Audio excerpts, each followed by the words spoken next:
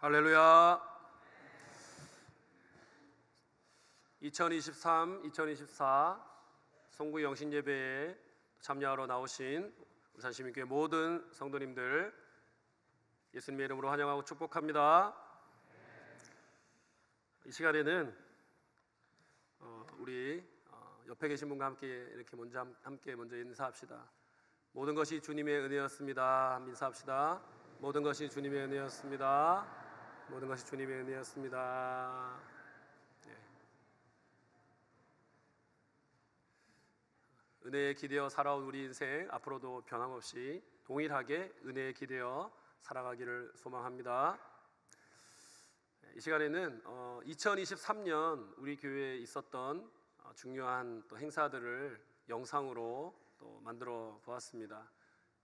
회고 영상을 보시면서 2023년 하나님이 우리 교회 가운데 행하신 일들을 다시 한번 마음에 되새겨 보시기를 바랍니다.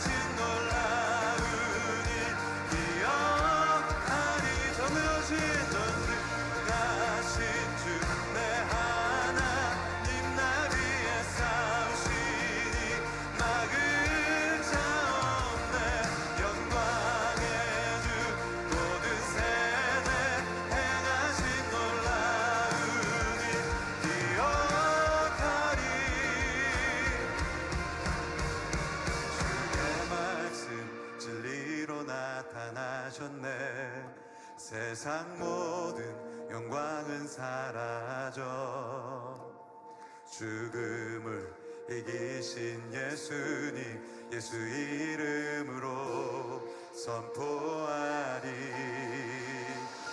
주의 말씀 진리로 나타나셨네. 세상 모든 영광은 사라져 죽음을 이기신 예수님 죽음을 이기신 예수님 예수 이름으로 선포하리. 전능하신 주 내 하나님 나 위에 싸우시니 막을 자 없네. 영광의 주 모든 세대 행하신 놀라운 일 기억. 한 번 더 전능하신 내 하나님 나 위에 싸우시니 막을 자 없네. 영광의 주 모든 세대 행하신 놀라운 일 기억하리.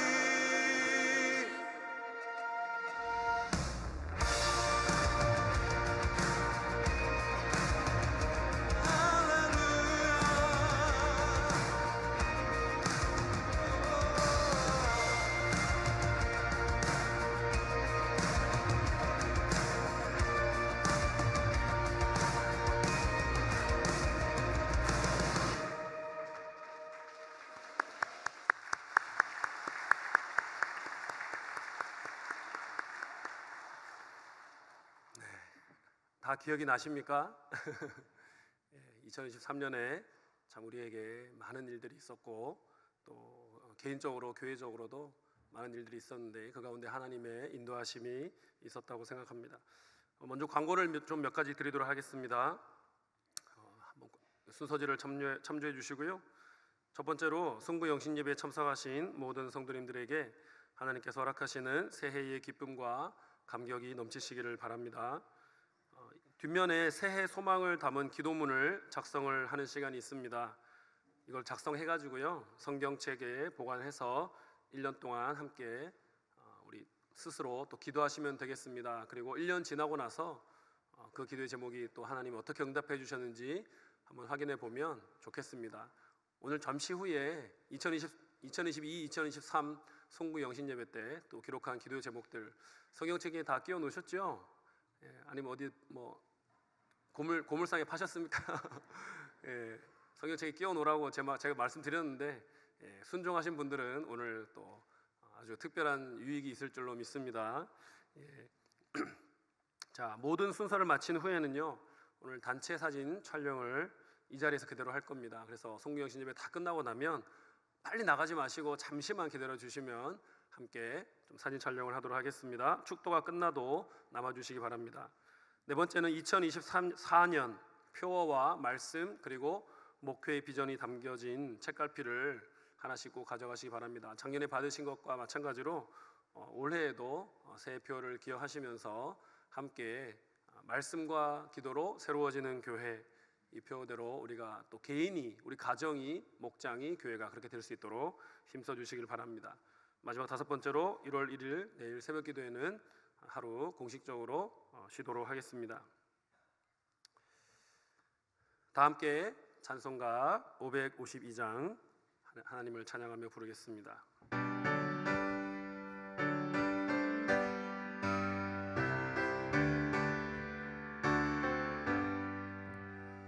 아침 해가 돋을 때 만물 신선하여라.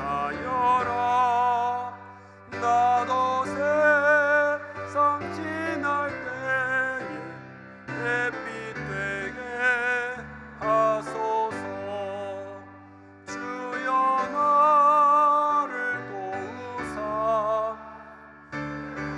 고송 안고서 어두운 세상 지날 때 햇빛 되게 하소서. 새로운 광음을 보람 있게 보내고 주의 일을 행할 때에 햇빛 되게 하소서.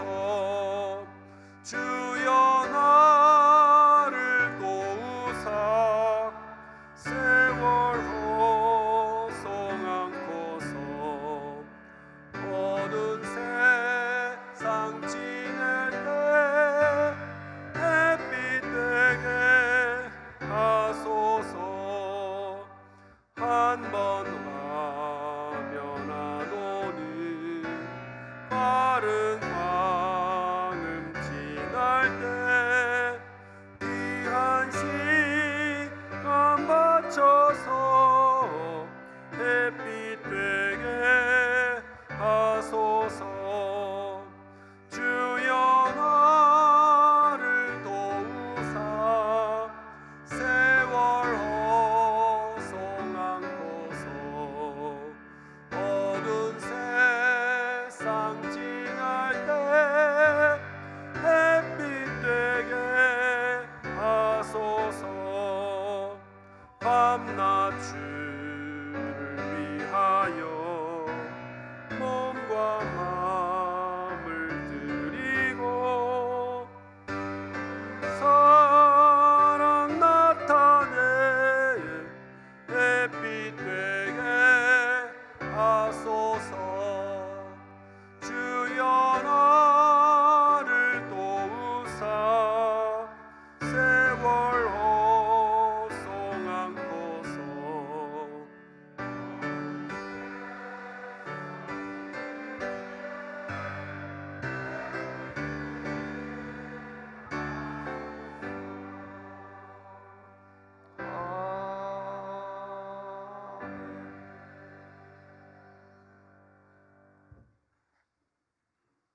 높고 높은 영광의 보좌에서 낮고 천한 죄와 허물로 죽었던 저희들을 구원하시기 위하여 말씀이 육신이 되어 이 땅에 오신 만왕의 왕이시여 만주의 주가 되시는 존귀하신 하나님 아버지를 찬양합니다.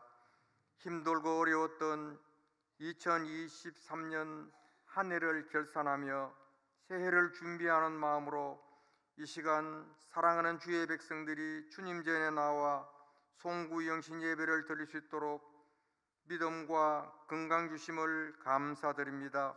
한 해의 삶들을 주님의 말씀의 거울 앞에 비추어 보며 말씀대로 순종하기보다 내 생각, 내 고집이 많았던 삶들이 많았음을 고백하며 회개와 용서를 구하오니 긍휼을 베풀어 주옵소서.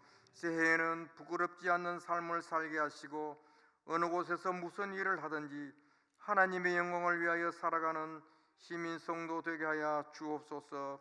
하나님 아버지, 이 땅을 불쌍히 여기시고 죄악의 어두움, 경제적 어려움에서 희망을 보게 하시고 사회가 안정이 될 수 있도록 먼저 그리스도인으로 부름을 받은 믿음의 성도들이 본이 되는 삶으로 세상을 밝히는 빛과 소금의 역할을 감당하게 하옵소서. 주님 감사합니다. 금년 한 해도 시민 공동체 온 성도들의 걸음걸음마다 주님 함께 하심으로 힘들 때도 있었지만 때를 따라 도움는 은혜를 주심으로 주신 은혜를 누리며 살게 하신 것을 감사드립니다. 하나님 아버지, 이 추운 날씨에도 국방의 의무를 감당하고 있는 우리 자녀들 안전하게 군복무를 잘 마치고 돌아올 때까지 성령님 지켜 보호해 주시기를 기도합니다. 대학 진학을 앞둔 자녀들 선한 길로 인도하시고 학업으로 인해 타지에서 해외에서 가족을 떠나 있는 자녀들도 있습니다. 죄악의 유혹에 빠지지 않도록 항상 지켜주시고 자라나는 교육부서 모든 자녀들에게 믿음으로 잘 성장하여 다음 세대를 책임지는 훌륭한 지도자 인재들로 성장하게 하옵소서. 지금 지구촌 곳곳에는 전쟁과 지진과 온갖 재난들로 많은 사람들이 죽음과 고통에서 어려움을 당하고 있습니다. 하나님의 간섭하심으로 모든 것이 거치고 평화와 안정을 되찾게 하여 주옵소서. 이 땅의 대통령을 비롯해 모든 정치 지도자에게도 하나님의 은혜가 있게 하시고 하나님을 경외하며 백성들을 진심으로 사랑하며 섬기는 지도자들로 세워 주옵소서. 이 시간 담임 목사님 생명의 말씀, 능력의 말씀 선포하실 때에 준비된 마음으로 잘 받게 하시고 주신 말씀이 우리들의 삶의 길에 빛이요 발의 등불이 되어 2024년 한 해를 시작하는 첫날부터 저희들을 인도하시고 보호해 주실 믿고 말씀에 순종하는 믿음의 성도들 되게 하여 주옵소서. 교역자, 교사, 목자들의 삶을 지켜주시고 각 목장이 날마다 부흥하게 하시며 각 부서를 맡은 사역자들의 수고와 헌신이 큰 열매가 있게 하시고 기쁨으로 맡겨주신 사명 잘 감당할 수 있도록 날마다 새 힘을 공급해 주옵소서. 시민 공동체 온 성도들의 가정에 믿음과 건강을 더하여 주시고 직장과 사업장과 생업의 터전에서 천국 백성으로 살아가는 축복된 삶이 많은 사람들에게 기쁨이 되며 복의 통로가 되어 예수님의 향기를 드러내는 모든 성도들 되게 하여 주옵소서. 2023년을 보내며 24년 새해를 허락하신 예수님의 이름으로 감사하며 기도드리옵나이다. 아멘.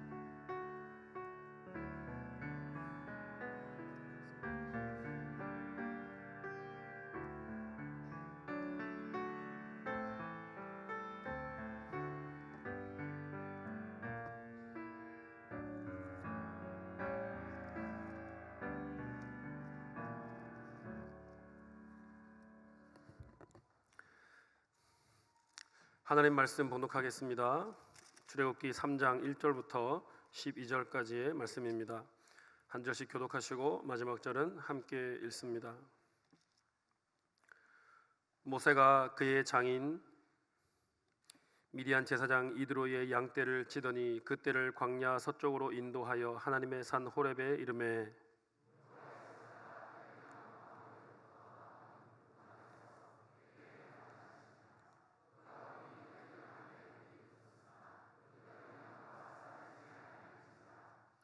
이에 모세가 이르되 내가 돌이켜 가서 이 큰 광경을 보리라. 떨기나무가 어찌하여 타지 아니하는고 하니 그때에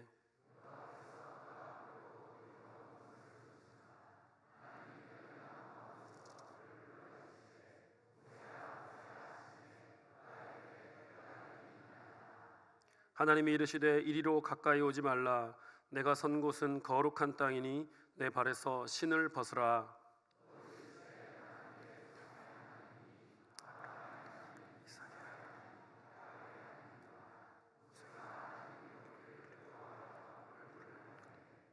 여호와께서 이르시되 내가 애굽에 있는 내 백성의 고통을 분명히 보고 그들이 그들의 감독자로 말미암아 부르짖음을 듣고 그 근심을 알고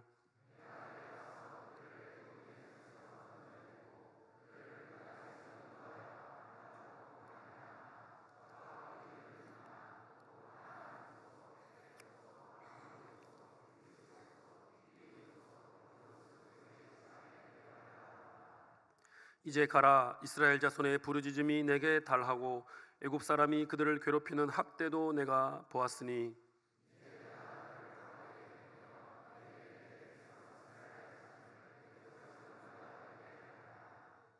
모세가 하나님께 아뢰되 내가 누구이기에 바로에게 가며 이스라엘 자손을 애굽에서 인도하여 내리이까. 하나님이 이르시되 내가 반드시 너와 함께 있으리라. 내가 그 백성을 애굽에서 인도하여 낸 후에 너희가 이 산에서 하나님을 섬기리니 이것이 내가 너를 보낸 증거니라. 아멘.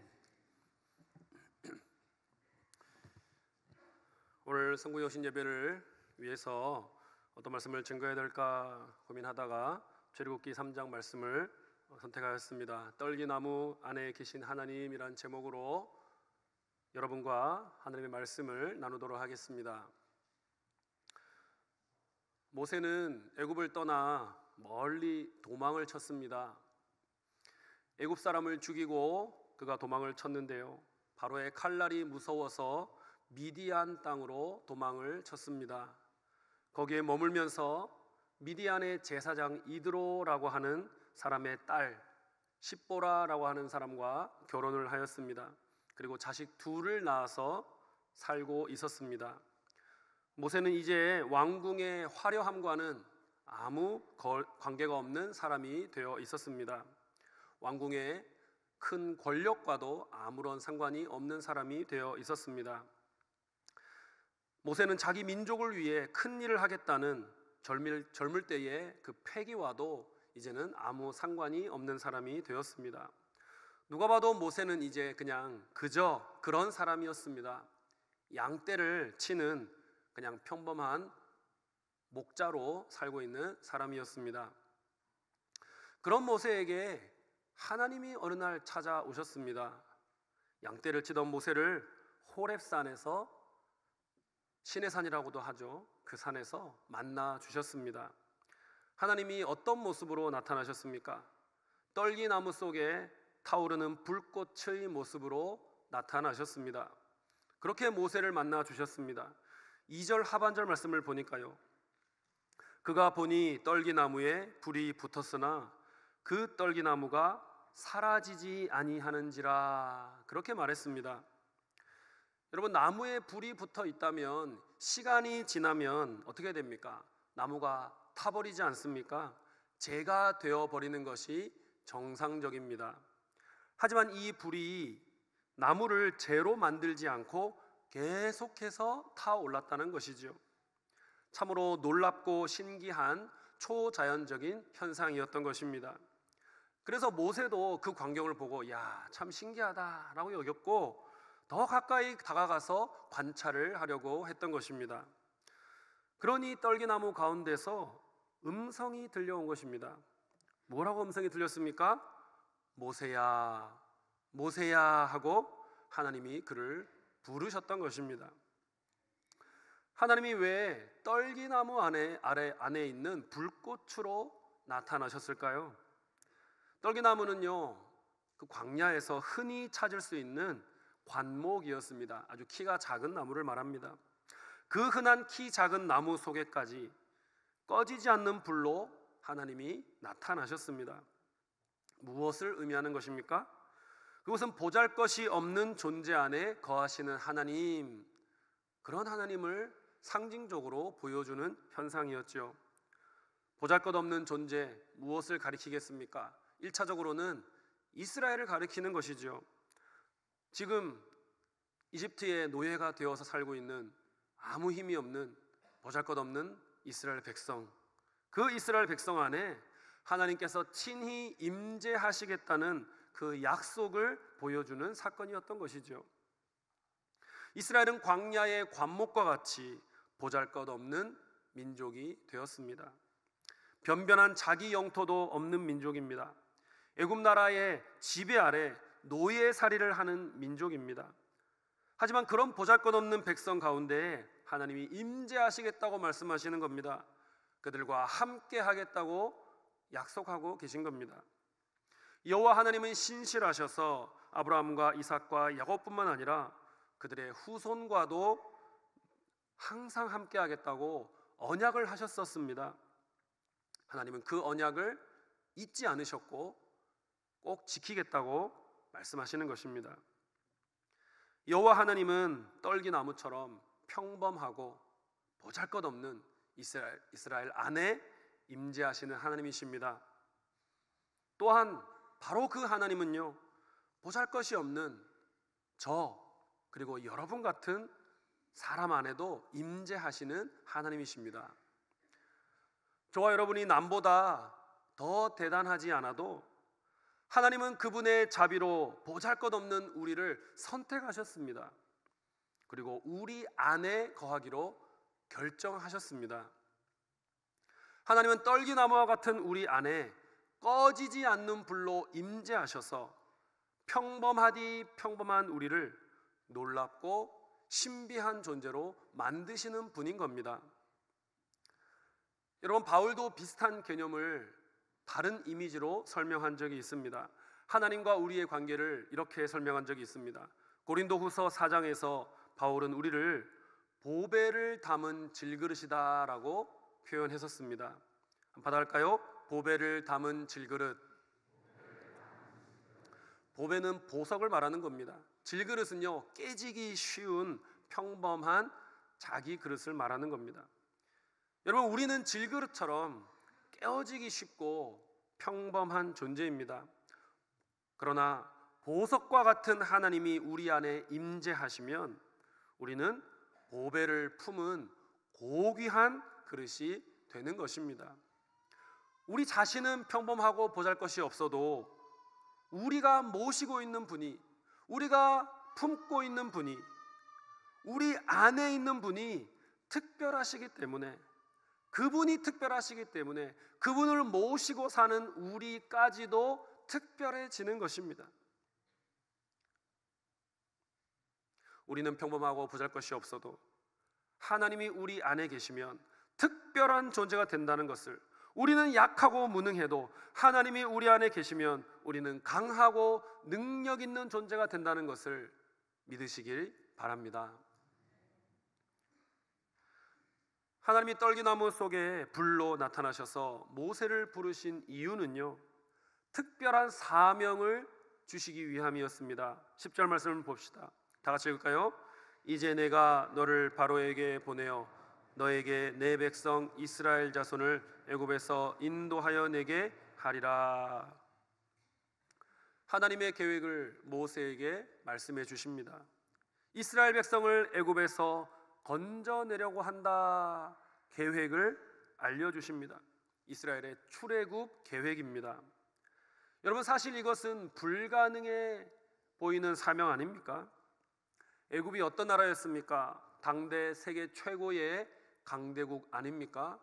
여러분, 애굽 이집트가 지금도 그 나라에 가보면 과거의 그 영광을 아직도 보존하고 있지 않습니까?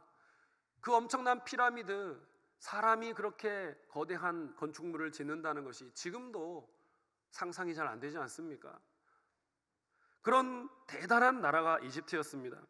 풍요로운 경제와 화려한 건축과 강력한 군대를 자랑하는 나라가 이집트였습니다. 그런 나라의 왕인 파라오죠. 그의 또 군대를 이 양치는 막대기 하나 들고 있는 모세가 어떻게 대항해서 싸운단 말입니까? 뿐만 아니라 이스라엘 백성을 위해서 애굽 사람을 모세가 쳐 죽인 일이 있지 않습니까? 그런데 그 모세의 행동을 소문낸 자가 누구입니까? 애굽 사람도 아니고 이스라엘 동족 아니었습니까? 자기를 알아주지 않고 배신을 했던 그 이스라엘 동족, 양식도 예절도 없는 그들에 대한 상처가 아직 모세에게 남아있지 않겠습니까? 그런데 한두 명의 동족도 아니고 수십 명의 동족도 아니고 수백만에 이르는 거대한 무리의 이스라엘 백성을 어떻게 설득을 해서 애굽 밖으로 데리고 나온단 말입니까? 하나님이 모세에게 주신 사명은요, 불가능해 보이는, 불가능한 사명이었습니다. 모세를 부른 것이 맞다면 이렇게 큰 일을 맡길 것이 아니죠. 뭔가 좀 작고 실현 가능성이 높은 그런 일을 맡기셔야 한 건 아닙니까? 아니면 하나님의 정말 진짜 계획이 이스라엘의 출애굽이 맞다면 모세를 부르시면 안 되죠. 모세처럼 능력도 없고 군사도 없고 자신감도 없는 사람을 부르실 것이 아니라 그가 누구든지 간에 능력도 있고 군사도 있고 자신감이 넘치는 사람을 부르셔야 그래도 가능성이 좀 보일 것 아닙니까? 과거에 모세가 이집트의 왕자이긴 했습니다. 하지만 사고를 치고 쫓겨났죠. 도망을 쳤죠. 처갓집에 얹혀 살고 있는 모세 아닙니까? 양떼나 치고 있는 목자 아닙니까? 여러분, 모세는 그 대단한 일을 행할 수 있는 인물로 전혀 보이지 않습니다. 그렇지 않습니까? 하나님이 모세에게 위임하신 이 사명은 다른 사람이면 몰라도 모세가 이룰 법한 사명으로 보이지는 않습니다. 이스라엘의 출애굽은 분명 모세가 볼 때에 자기도 아이고 하나님, 제가 감당할 일은 아닌 것 같습니다, 그렇게 판단이 되었습니다. 웬만한 사람의 능력으로는 불가능한 일이었죠. 당연히 모세는 하나님께서 주시는 사명을 사양합니다. 11절 말씀입니다. 다 같이 읽을까요? 모세가 하나님께 아뢰되 내가 누구이기에 바로에게 가며 이스라엘 자손을 애굽에서 인도하여 내리까? 하나님, 제가 지금 어떤 형편에 있는데 제가 그 거대한 이집트 제국의 왕인 바로에게 간단 말입니까? 이 거대한, 그리고 저를 별로 믿지도 않는 이스라엘 자손을 제가 데리고 나온단 말입니까? 제가 지금 이렇게 보잘것없는 모습으로, 이렇게 하찮은 모습으로 살아가고 있는데 제가 지금 뭔가 변변한 일을 하고 있다면 그래도 모를까, 이렇게 비참한 모습으로, 추락한 모습으로 살고 있는데 하나님, 저에게 갑자기 나타나셔서 왜 이렇게 거대한 일을 맡기십니까? 하나님, 저는 그런 일을 행할 능력이 없습니다.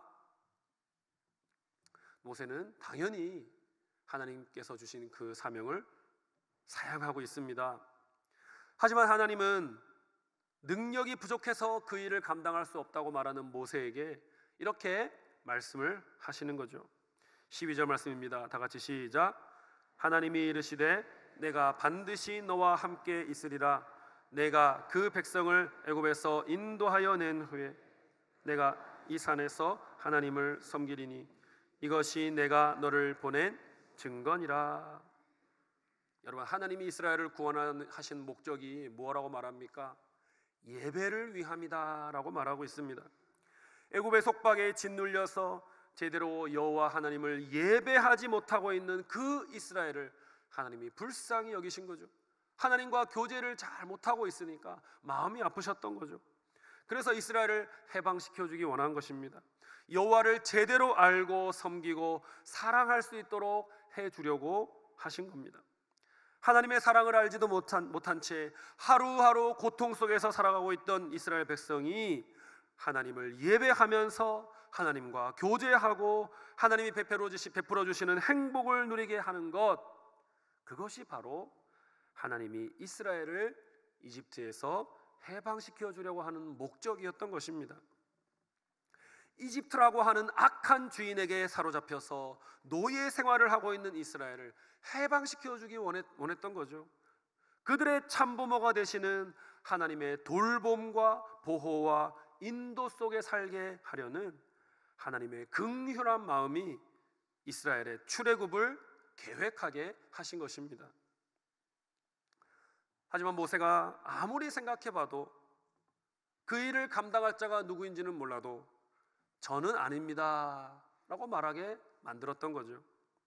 11절 말씀 다시 봅니다.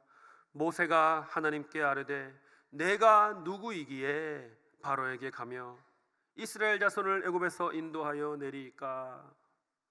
여러분, 모세는요, 내가 누구이기에 당신께서 위임하시는 이런 위대한 일을 행할 수 있단 말입니까? 라고 말하고 있습니다. 맞습니다. 모세는 그렇게 위대한 자가 아니었습니다. 모세는 그런 능력을 가진 자가 아니었습니다. 모세 안에는 그런 위대한 일을 이룰 능력이 없었습니다. 하지만 하나님은 그 위대한 일이 실현 가능하다라고 말씀해주고 계십니다. 어떻게 가능합니까?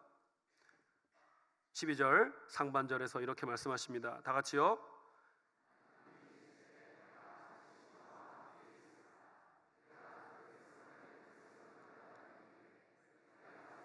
하나님을 섬기리니.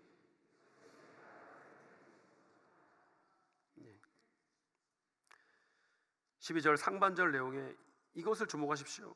내가 반드시 너와 함께 있으리라. 내가 반드시 너와 함께 있으리라, 이렇게 말씀하신 거예요. 여러분, 모세가 아무리 생각해도 불가능한 일인데 그 일이 가능하다고 말씀하시는 이유는요, 하나님이 모세와 함께 그 일을 행할 것이기 때문입니다. 전능하신 하나님이 반드시 모세와 함께 하실 것이기 때문입니다. 하나님이 모세를 통해 그 위대한 일을 이루려고 작정하셨기 때문입니다. 그분이 작정하신 일은 반드시 성취되기 때문입니다. 하나님이 모세와 함께 하시면요, 초라한 떨기나무와 같은 모세라 할지라도, 깨지기 쉬운 질그릇 같은 모세라 할지라도 그의 안에 임재하시는 하나님으로 인해서 불가능한 일을 해낼 수 있는 능력 있는 존재가 되는 것입니다. 혹시 여러분 중에 불가능해 보이는 일을 직면하고 있는 분이 계십니까? 그렇다면 우리가 기억해야 하는 사실이 무엇입니까? 하나님이 그 일을 기뻐하신다면, 하나님이 그 일을 성취하기를 원하신다면 그 일은 반드시 이루어진다는 사실입니다. 하나님이 나를 통해 그 일을 성취하려고 계획하셨으면 그 일은 반드시 성취됩니다. 내가 탁월하기 때문입니까? 아닙니다. 내가 열심히 하기 때문입니까? 아닙니다. 무엇 때문입니까? 하나님이 나를 통해 일하시겠다는 말씀에 내가 순종하면 하나님이 내 안에서, 그리고 나를 통해 하나님의 놀라운 능력을 나타내시기 때문입니다. 그러므로 정말 중요한 것은요, 내가 누구인가가 아닙니다. 내가 얼마나 잘 준비되었는가도 아닙니다. 물론 열심히 준비해야 됩니다. 허송세월하면서 게으르게 사는 자에게 하나님이 사명을 주시고 능력 주시는 경우가 별로 없습니다. 그러나 가장 중요한 것이 무엇인지를 말씀하시는 거죠. 나의 준비보다 더 중요한 것은 하나님이 나와 함께 하신다고 약속을 하셨는가, 그리고 그것을 내가 믿는가라는 점입니다. 모세는 자신을 잘 알았습니다. 자기 안에 이스라엘 백성을 구원할 능력이 없다는 것을 알았습니다. 그러나 하나님은 말씀하시는 거죠. 그렇지, 너는 할 수 없지. 그러나 내가 너와 함께하면 너가 할 수 있단다. 그러므로 가장 중요한 것은요, 우리의 능력이 아닙니다. 하나님과의 동행인 것입니다. 한번 받아합시다. 가장 중요한 것은 나의 능력이 아니라 내가 하나님과 동행하는가 여부다. 능력이 아니라 동행이 중요한 것입니다. 사랑하는 여러분, 하나님이 저와 여러분 안에 각자 크고 작은 사명을 맡기셨습니다. 가정 경제를 꾸리고 자녀들을 양육하라는 사명을 주셨습니다. 일터에서 맡은 역할을 감당하라는 사명 주셨습니다. 학교에서 학업을 감당하라는 사명을 주셨습니다. 교회에서 이런저런 모습으로 섬기고 돌보라는 사명을 주셨습니다. 여러 종류의 관계와 공동체 안에서 내가 감당해야 할 사명을 주셨습니다. 여러분 모두가 그 사명을 하나님이 주신 사명으로 여기면서 책임 있게 감당해내기 위해 땀을 흘리고 계신 줄로 생각합니다. 큰 고민이나 어려움 없이 즐겁게 사명을 감당하는 분도 계실 것입니다. 그럭저럭 어느 정도 감당하고 계신 분도 있을 것입니다. 하지만 어떤 분들은요, 능력이 부족하다고 여기면서 그 사명을 버겁게 느끼는 분도 반드시 계실 것입니다. 하지만 사랑하는 여러분, 이 사실을 꼭 기억하시기를 바랍니다. 하나님께서는 능력이 출중한 자에게 사명을 맡기시기보다는 하나님과 동행하기 원하는 자에게 사명을 맡기십니다. 능력보다 중요한 것이 뭐라고 했죠? 동행입니다. 뭐라고요? 사명을 이루는 삶, 하늘의 복을 누리는 삶, 기쁨과 보람을 느끼는 삶, 그런 삶을 살기 위해서는요, 능력을 키우는 것도 필요하지만 더 중요한 것이 있습니다. 하나님의 손을 붙잡고 가는 것이 중요하다는 사실을 기억하시기를 바랍니다. 능력보다 중요한 것은 동행입니다. 나의 자질보다 중요한 것은 동행하시는 하나님을 갈망하는 것입니다. 그런 마음이 있을 때에 우리는 사명에서 도망치지 않을 수가 있죠. 사명을 붙들 수가 있는 것입니다. 내가 하나님과 동행하려고 갈망해야 하며 하나님이 나의 곁에 임재하셔서 도우신다는 약속을 믿어야 합니다. 12절에 하나님께서 모세에게 주신 약속, 내가 반드시 너와 함께 있으리라는 말씀은요, 사실은 내가 반드시 너를 통해 그 일을 이루리라는 약속임을 믿으시기를 바랍니다.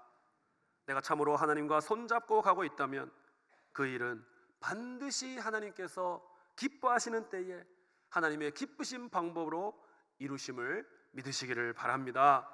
모세가 하나님과 동행하였을 때에 그의 손에 들린 것이 대단한 무기가 아니었습니다. 보잘것없는 지팡이였습니다. 그럼에도 불구하고 그것으로 홍해를 갈랐습니다. 이스라엘을 구원했습니다. 저와 여러분도 하나님과 동행하는 삶을 살 때에 우리 손에 대단한 도구가 들려있지 않더라도 우리가 그 보잘것없는 도구를 가지고 하나님의 위대한 일을 행하도록 하나님이 도와주신다는 사실을 믿으시기를 바랍니다. 잠시 후에 우리가 성찬을 나누게 될 것입니다. 우리가 빵과 포도주를 먹을 때에 이것이 우리의 몸에 들어와서 영양분이 되고 우리에게 힘을 공급해 줄 것입니다. 단순히 물리적이고 화학적인 능력을 공급해 주는 것이 아니라 예수님의 십자가로 이루신 구원의 은혜를 우리의 심령 안에 부어주실 것입니다. 평범한 빵과 포도주가 우리 안에 들어오는 것이지만 예수님의 구원의 은혜가 우리 안에 주어짐을 가리키는 강력한 상징인 것이죠. 우리 안에 있는 예수 그리스도의 구원의 은혜를 힘입어서 주님과 동행하며 살아가기로 소원하고 결단하는 저와 여러분 되기를 바랍니다. 사랑하는 여러분, 2024년을 어떻게 살아야겠다 계획하고 계시죠? 여러 가지 하고 싶은 일, 해야만 하는 일, 리스트가 쫙 있을 것입니다. 여러분, 그러한 일들 가운데 하나님이 저와 여러분에게 진정으로 위탁하신 사명이 무엇인지 분별하실 수 있기를 바랍니다. 그리고 그 사명을 이루기 위해서 가장 필요한 것이 능력이 아닌 동행임을 기억하시고 주님께 동행하기를 간구하며 사명에 임하시는 저와 여러분이 되기를 바랍니다. 내가 이것저것을 행할 수 있는 대단한 힘을 갖는 것보다 더 중요한 것은 내가 하나님과 친밀히 사귀고 크고 작은 일에 대해 소통하고 하나님의 뜻을 깨달으며 하나님과 함께 문제를 돌파해 나가는 것임을 기억하시기를 바랍니다. 나는 보잘것이 없지만 위대하신 하나님의 능력을 내 안에 모시고 살아가는 자가 되시기를 바랍니다. 그러할 때에 하나님이 저와 여러분을 보내신 삶의 자리에서 우리가 기대한 것보다 더 크고 놀라운 일을 성취하도록 도와주실 것입니다. 이러한 기대와 확신을 가지고 2024년을 새해를 주님과 함께 살아내시는 울산시민교회 모든 성도님들과 다음 세대의 친구들이 다 되기를 주님의 이름으로 축원드립니다. 아멘. 찬양합시다. 434장 귀하신 친구 내게 계시니 함께 찬양하겠습니다.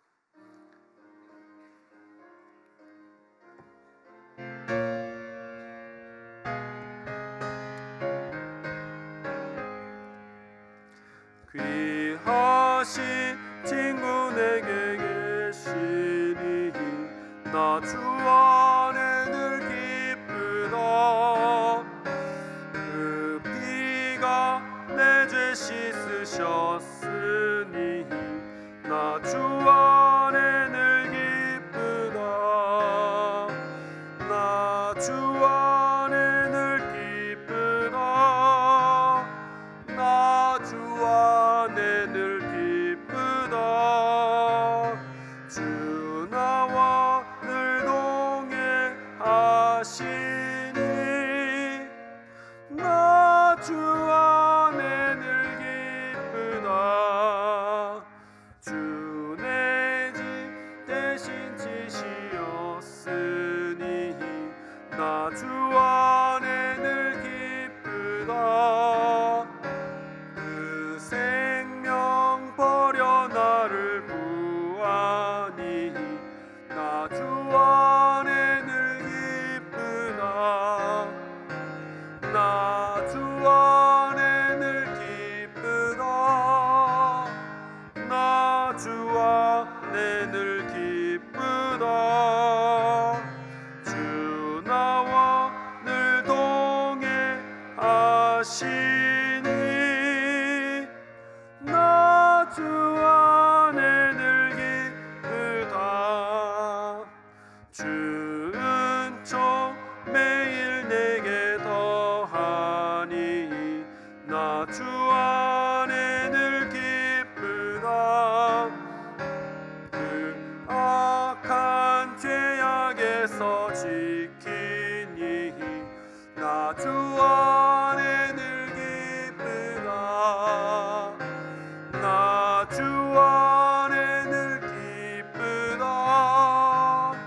나 주 안에 늘 기쁘다. 주 나와 늘 동행하시니 나 주 안에 늘 기쁘다.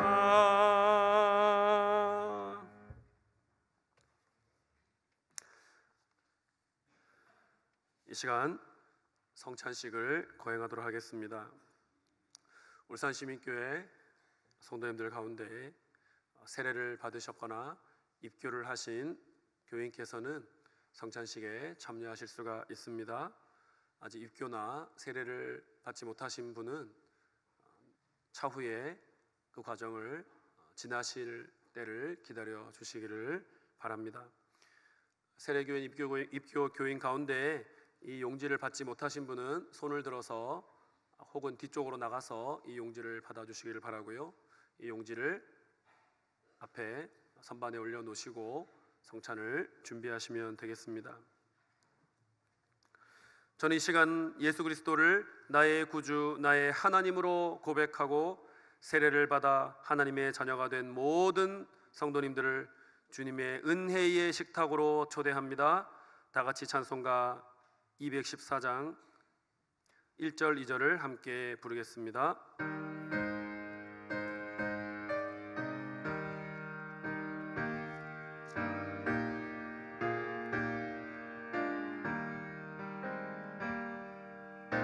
주의 도움 받고자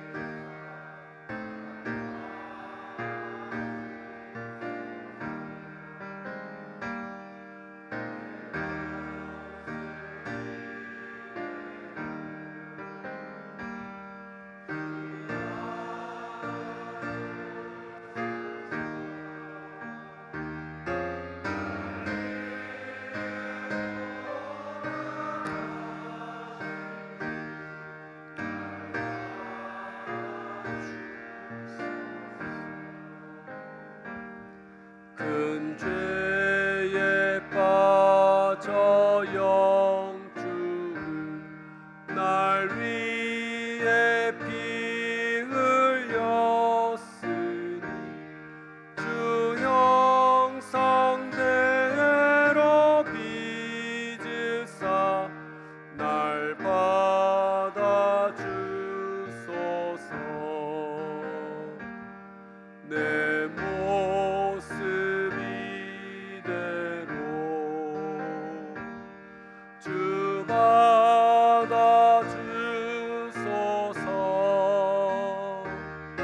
날 위해 돌아가신 주 날 받아주소서.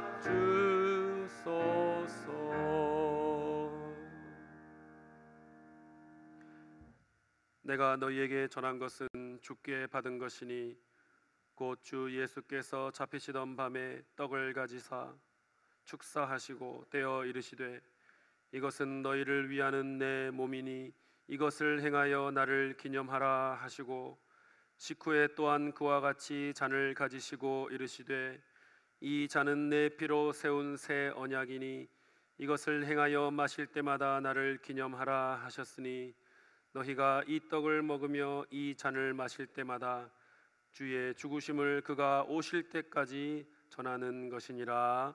아멘. 성찬위원들이 떡과 잔을 나누어 드리겠습니다. 떡과 잔을 받으신 분은 좌석 앞에 세팅된 종이에 올려놓고 주님의 십자가와 부활을 묵상하며 기다려 주시기 바랍니다. 이후에 함께 떡을 먹고 함께 잔을 마시겠습니다.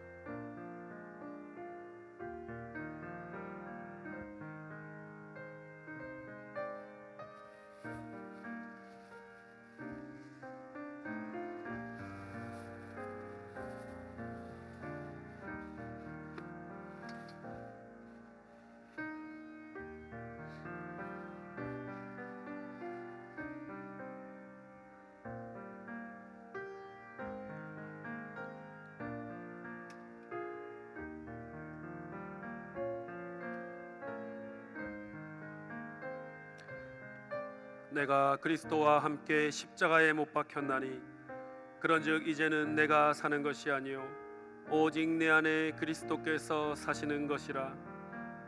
이제 내가 육체 가운데 사는 것은 나를 사랑하사 나를 위하여 자기 자신을 버리신 하나님의 아들을 믿는 믿음 안에서 사는 것이라. 아멘. 우리가 아직 죄인 되었을 때에 그리스도께서 우리를 위하여 죽으심으로 하나님께서 우리에 대한 자기의 사랑을 확증하셨느니라. 아멘.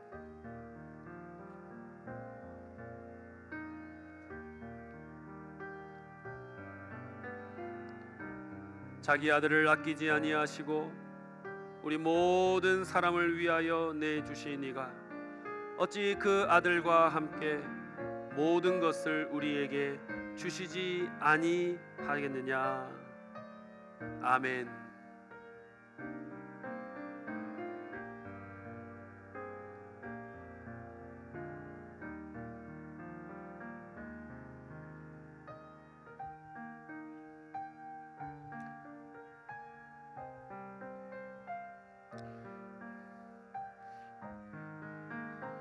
잔을 쏟지 않도록 조심하시기 바랍니다.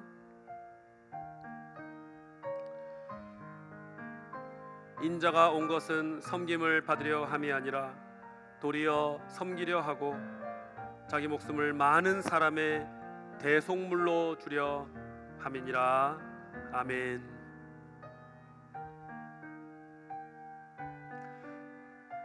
여호와의 말씀이니라. 너희를 향한 나의 생각을 내가 아나니 평안이요 재앙이 아니니라. 너희에게 미래와 희망을 주는 것이니라. 아멘. 수고하고 무거운 짐진 자들아 다 내게로 오라. 내가 너희를 쉬게 하리라. 나는 마음이 온유하고 겸손하니 나의 멍에를 메고 내게 배우라. 그리하면 너희 마음이 쉼을 얻으리니 이는 내 멍에는 쉽고 내 짐은 가벼움이라 하시니라.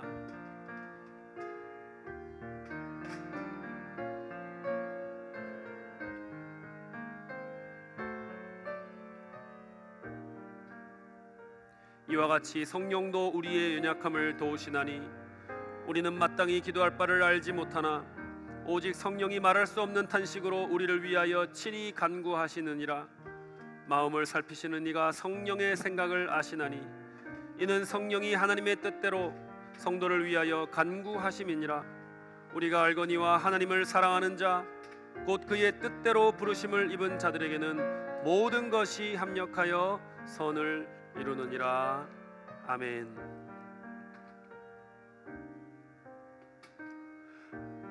혹시 떡과 잔을 받지 못한 분은 손을 들어 주시기 바랍니다. 저쪽에 저기 못 받으신 분 계십니다. 네. 입교 교인이거나 세례 교인 가운데 떡과 잔을 받지 못한 분이 계시면 손을 들어 표해 주시기를 바랍니다.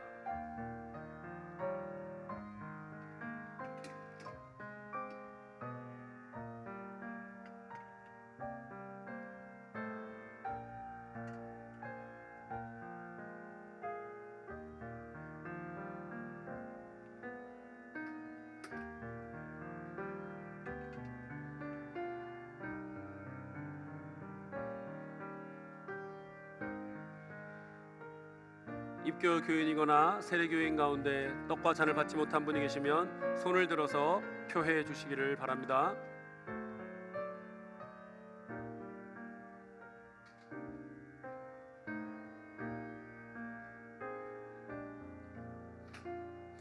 이제 성찬 위원들이 받으시면 되겠습니다.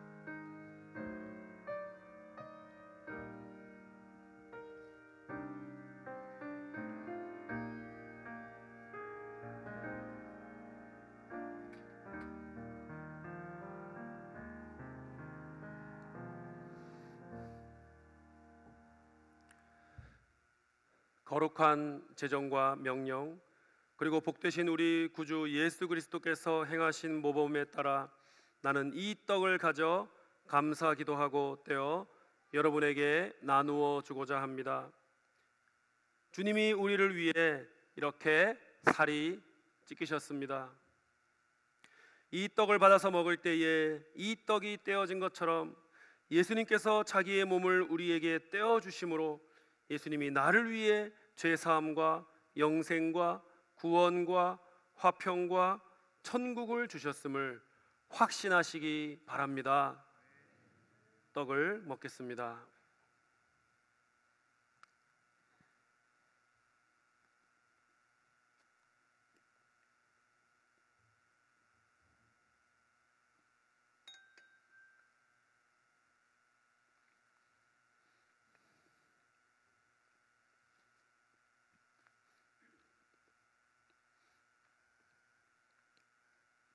이어서 주님의 제정과 명령, 그리고 우리 주 예수 그리스도의 모범에 따라 나는 이 잔을 가져 여러분에게 나누고자 합니다.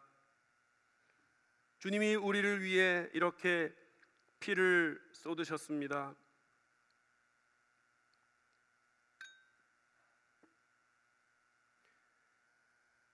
이 잔을 받아서 마실 때에 이 잔이 부어지는 것처럼 예수님께서 자기의 피를 우리를 위해 부어 주셨음을 기억하시고 예수님이 나를 위해 죄사함과 영생과 구원과 화평과 천국을 선물해 주셨음을 확신하시기를 바랍니다. 잔을 마시겠습니다.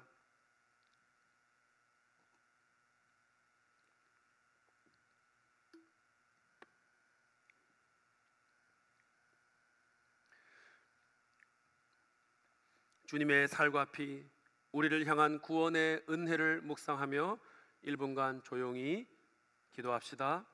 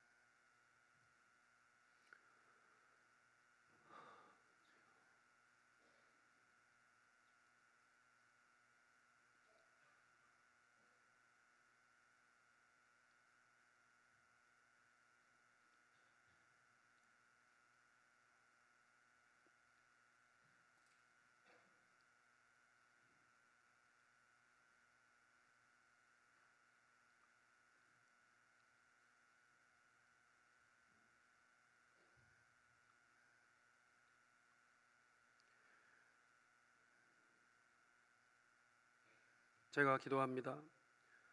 성찬을 통해 베푸신 하나님의 자비와 선하심에 감사드립니다. 우리의 삶에 부족함이 있사오나 성령님의 도우심을 힘입어서 주님께서 우리를 위해 찢기신 살과 흘리신 피에 합당한 거룩한 삶을 살 수 있도록 도와주시옵소서. 주님 오시는 그날까지 영혼 구원과 제자 삼는 사명을 신실하게 감당하는 성도와 우리 교회가 될 수 있도록 주의 능하고 선하신 손으로 붙잡아 주시옵소서. 감사를 드리며 우리를 사랑하시는 구주 예수님의 이름으로 기도드리옵나이다. 아멘. 찬송가 214장 3절과 4절을 부르겠습니다.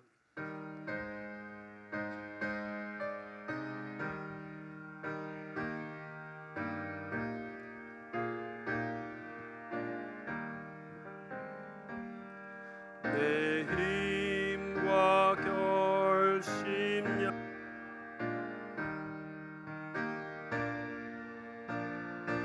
이기시 우리 주 이름으로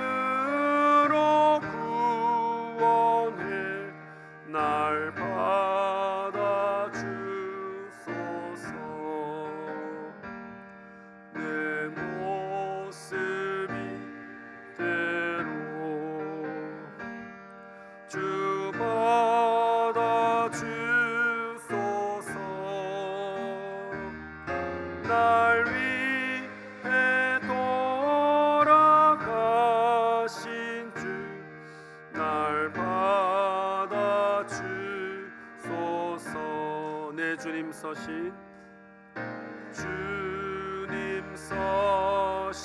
발 앞에 나 꿇어 엎드렸으니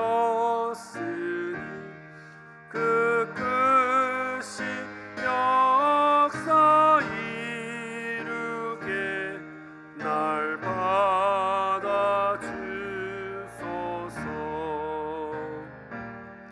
내 모습 이대로 주 받아주소서.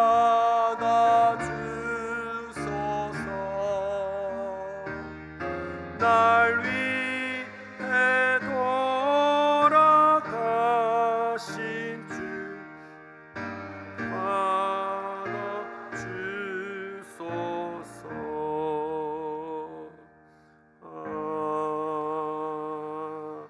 아멘. 이 시간에는 소망의 기도를 작성하는 시간입니다.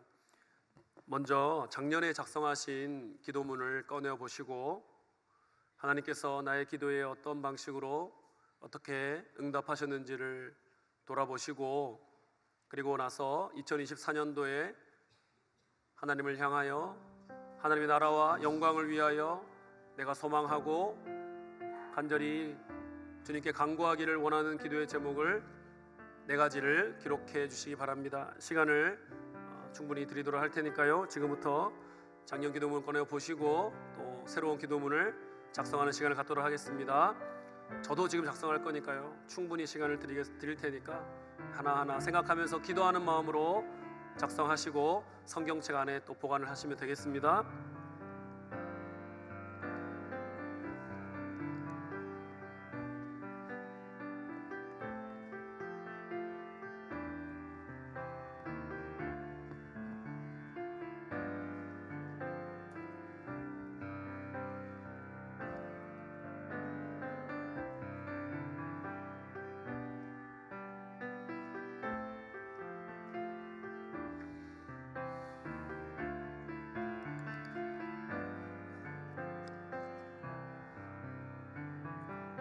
볼펜이 없으신 분들은 우리 교역자들께서 볼펜을 빌려드리고 있습니다. 볼펜이 없으신 분들은 손을 들어주시면, 볼펜이 없으신 분들은 교역자들이 볼펜을 빌려드리도록 하겠습니다.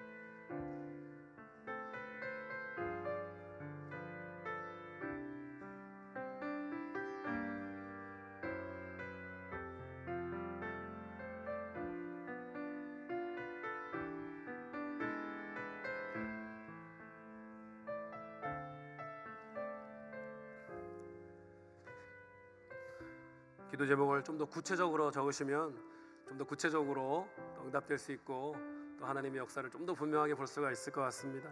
좀 더 구체적으로 기록하시면 좋겠다는 생각이 듭니다. 참고하십시오.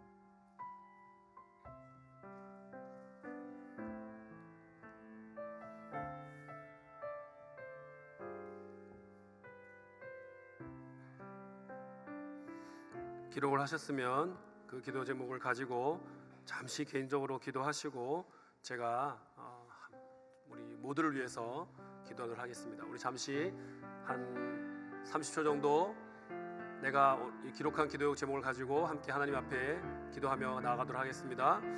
하나님 아버지 함께하여 주시고 오 주여 2024년 소망을 가지고 주님 앞에 나아갑니다. 하나님 우리의 기도를 들어주시고 아버지 이 기도가 하나님의 마음이 아픈 기도가 되게 하시며 주의 뜻 안에서 아름답게 이루어지는 기도가 될 수 있도록 도와주시옵소서.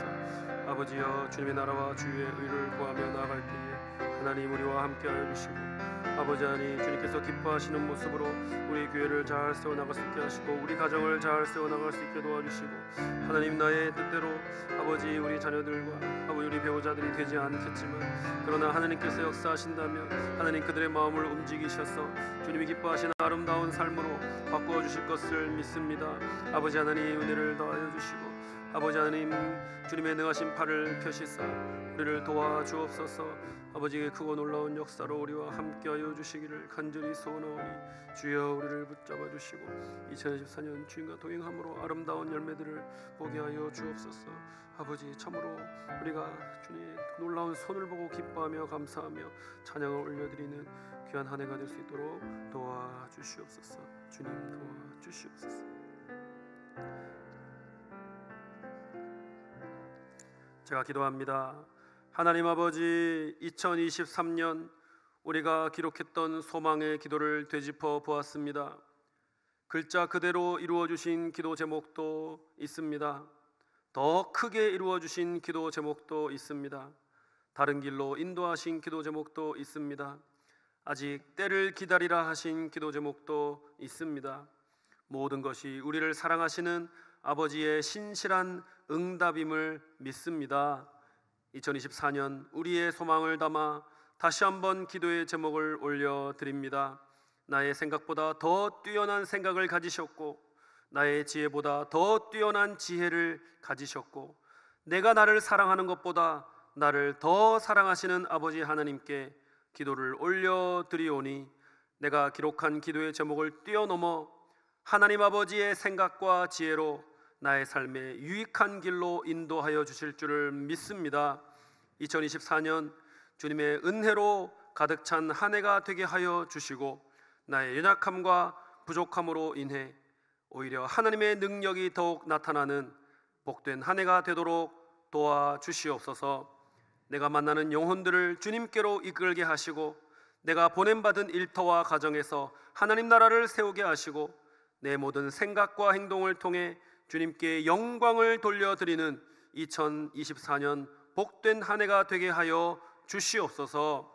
우리 울산시민교회도 2024년 더욱더 주님이 주신 사명 앞에 순종하고 열심을 내므로 아름다운 열매를 주님께 올려드리는 주님의 거룩한 구원의 방주요 등대가 되게 하여 주시옵소서. 감사드리며 살아계신 우리 주 예수 그리스도의 이름으로 기도드리옵나이다. 아멘. 이 시간에는 우리 교역자와 당회원들 나와서 특송하도록 하겠습니다.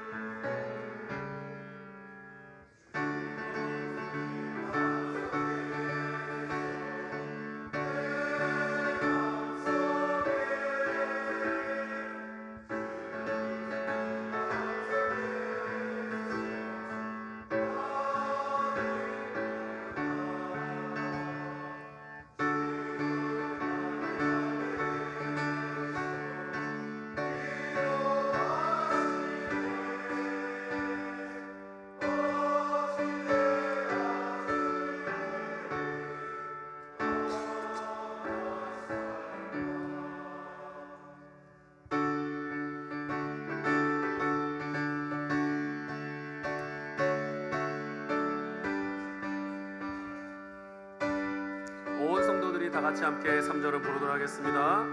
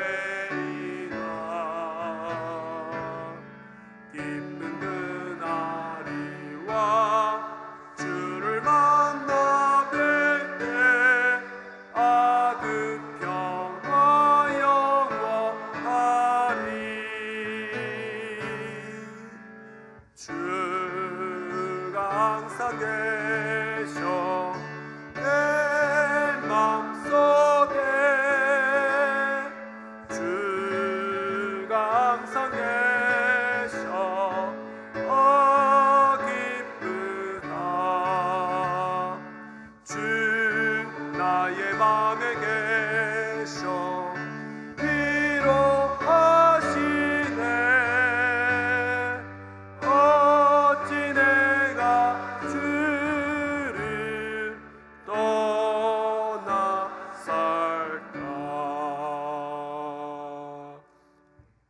차렷 경례.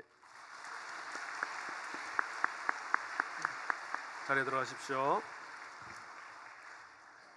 새해에도 우리 교역자들과 또 당회원들, 우리 하나님과 또 성도님들을 잘 섬기도록 하겠습니다. 위에서 기도해 주시기를 바랍니다. 축도하고 오늘 모든 송구영신 예배 순서를 마치고 이후에 또 사진 촬영을 하도록 하겠습니다. 축도합니다.